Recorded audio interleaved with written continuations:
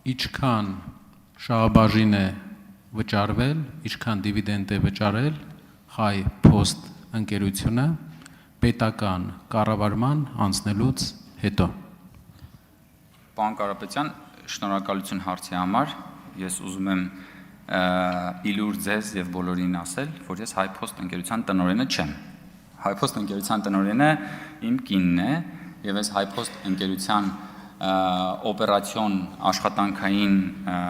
հարցերին չեմ խառնվում։ Հայ Post ընկերության վճարած դիվիդենդների, Հայ Post ընկերության գործունեության վերաբերյալ դուք կարող եք ձեր հարցերը ուղղել Հայ Post ընկերությանը համապատասխան սահմանված կարգով, դուք կարող եք նաև շուտով լինելու են կառավարության հետ հարց ու պատասխաններ, դուք կարող եք կառավարությանը դիմել, Հայ Post ընկերությունը գտնվում է բարձր տեխնոլոգիական արդյունաբերության նախարարության ներքո, դուք կարող եք նաև իրենցից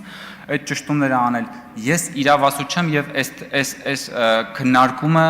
այն մասին չի, թե Հայ Post ընկերությունը որքան դիվիդենդ է վճարել։ Այս քննարկումը իմ տեխնացության մասին է, հետևաբար, պարոն Կարապետյան, եթե դուք ունեք հարց իմ տեխնացության կամ թեկուզ այդ նույն թեմայի վերաբերյալ, բայց ոչ տեղեկատվության հարցում, ինչպես որ դուք հիմա հարցնում եք, բնականաբար հարցրեք Հայ Post ընկերությանը եւ նրանք այդ մասին ձեզ պատշաճ տեղեկություն կհաղորդեն, բայց ես էլ օգտվելով առիթից, քանի որ դուք պետք է արձագանքեք, շատ է խոսվել այն մասին, որ Հայաստանի էլեկտրական ցանցերը Հայաստանի Հանրապետության քաղաքացիների, թոշակառուների վրա հավելագրումներ է արել մանկապարտեզների վրա, դպրոցների վրա, նույնիսկ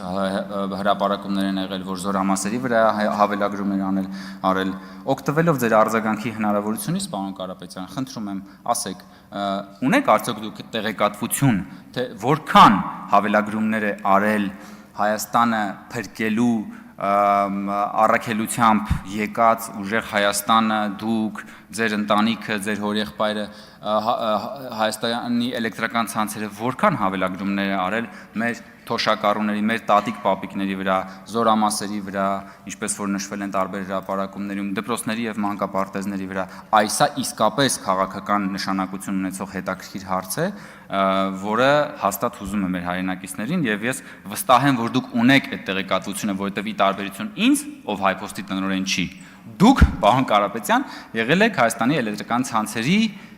Ինչն եք եղել։ Խորհրդի նախագահ, պատկերացնում եք։ Մի ամբողջ խորհրդի նախագահն եք եղել դուք, պարոն Կարապետյան։ Խնդրում եմ, ինչպես։ Պարոն Ղազինյան, դուք էլ տնօրենն եք եղել, տեսեք։ Բինգո։ Երկուսով էլ եք եղել։ Դուք էլ տնօրենն եք եղել։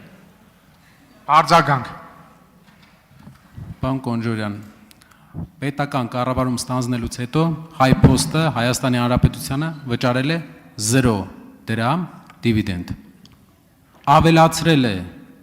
բազմաթիվ կետերով սակագները, վճարել է 0 դրամ, նրանից հետո, երբ կառավարումը վերցվել է Հայաստանի ազգային հերոս Էդուարդո Էռնեկյանի ընկերությունից։ Հիմա գլխավոր հարցը, որը մեզ բոլորիս համար շատ կարևոր է, դուք վերցնում եք ընկերությունները մասնավոր կառավարիչներից եւ սեփականատերերից, կառավարում եք, բարձրացնում եք սակագները, պետությունը ստանում է 0% շահաբաժին։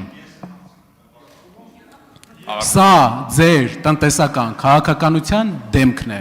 եւ վերջում ձեր ուժը ստանում է ընդամենը մի բան՝ մի հաստիկ այնտեղ։ Շնորհակալություն։ Պարոն Կարապետյան, տեսեք,